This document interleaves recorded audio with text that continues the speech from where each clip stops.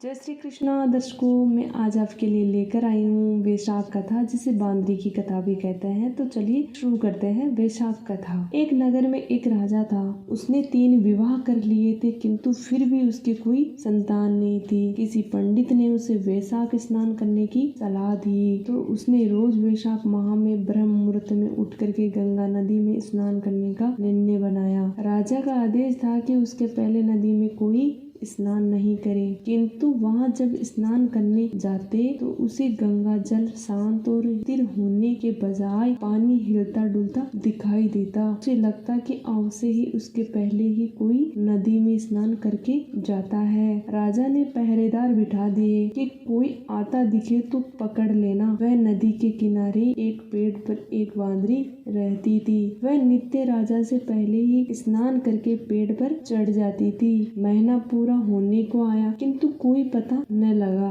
राजा ने मन ही मन उस अज्ञात व्यक्ति की चतुराई की प्रशंसा की और प्रतिज्ञा भी की कि यदि वह नारी जाती हुई तो मैं उसे विवाह कर लूंगा। अंतिम दिन राजा ने उसे नहाकर पेड़ पर चढ़ते हुए देख लिया। राजा के साथ नौकर थे, उन्होंने उसे पकड़ लिया। राजा को प्रतिज्ञा याद थी, इसीलिए उससे विवाह कर लिया। वैशाख स्नान के पुण्य से उनके गर्भ रह गया।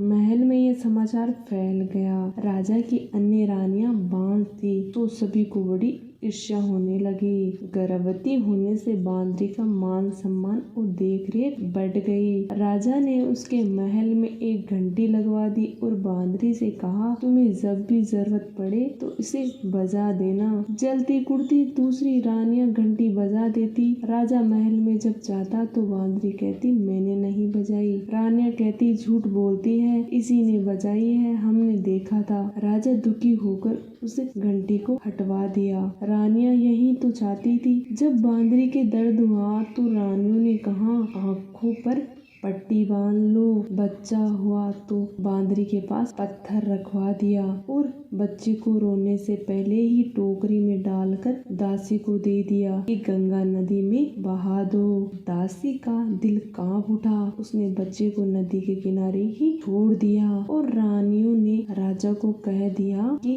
बांदरी ने तो पत्थर जन्मा है। इधर कुमार नदी पर नहाने गया तो बच्चे को घर लेकर अपनी पत्नी को दे दिया। उनके कोई बच्चे नहीं थे, तो वे प्रसन्न हो गए कि भगवान की देन समझकर पालने लगे। उस दासी ने कुमार को बताया कि जो बच्चा तुम्हें नदी के किनारे मिला है वह बांदरी का बेटा है। रानियों ने गंगा जी में डुबाने को कहा था, किंतु मैं उसे किनारे पर ही छोड़ आई थी। थोड़ा बड़ा होने पर बालक को भी सच्चाई पता चल गई। इससे उसे रानियों पर बहुत क्रोध आया। एक दिन बड़ी रानी सिर धोकर बाल सुखाने गई थी तो उसने पत्थर फेंक कर मारे। अन्य रानियां भी धूप सेकने बड़ी रानी के साथ आई थी। उनके व बड़ी रानी के सिर में चोट आई। रानियों ने राजा से शिकायत की कि कुमार का लड़का पत्थर फेंक कर हमें नुकसान पहुंचा रहा है। तो राजा ने कुमार को गांव से निकाल दिया।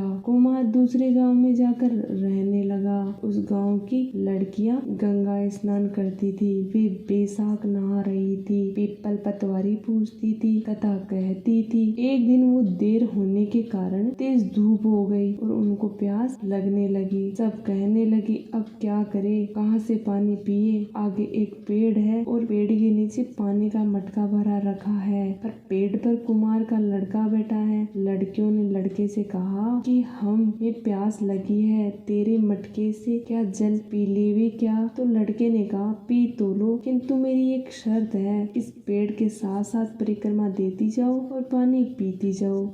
किंतु किसी ने हाँ कहा तो किसी ने ना कहा, पर सभी को बहुत तेज प्यास लग रही थी। पानी सामने आया तो रह न गया, तो सभी लड़कियों ने परिक्रमा देकर पानी पी लिया। लड़कियों के माता पिता को इस बात का पता चला तो सबने कहा, तुम्हारी तो उस कुमार के बेटे से शादी हो गई है। न चाहते हुए भी सभी लड़कियों के माता पिता ने कुमार को जाकर सब बात बताई। कुमार ने कहा, इतनी सब लड़कियों को मेरा बेटा कैसे संभालेगा। माता पिता ने कहा, यह तो उसे पूछो जिसने उसने इन लड़कियों से पेड़ के फेरे दिलवाए। लड़के से पूछा तो उसने कहा मैं सब संभाल लूंगा। उन सब लड़कियों की शादी उस कुमार के लड़के के साथ हो गई। 9 महीने बाद हर लड़की से एक एक लड़का हुआ। एक दिन लड़के ने सोचा अपने महल में चलकर सभी पत्नियों व पुत्रों को माता पिता का आशीर्वाद दिला ले आऊं। सारे परिवार को साथ लेकर राजा से मिलने उनके महल में गए। उसने सबको पहले ही समझा दिया था कि राजा के वह बांदरी के पैर छूने हैं, वह अन्य रानियों के नहीं। सबने ऐसा ही किया।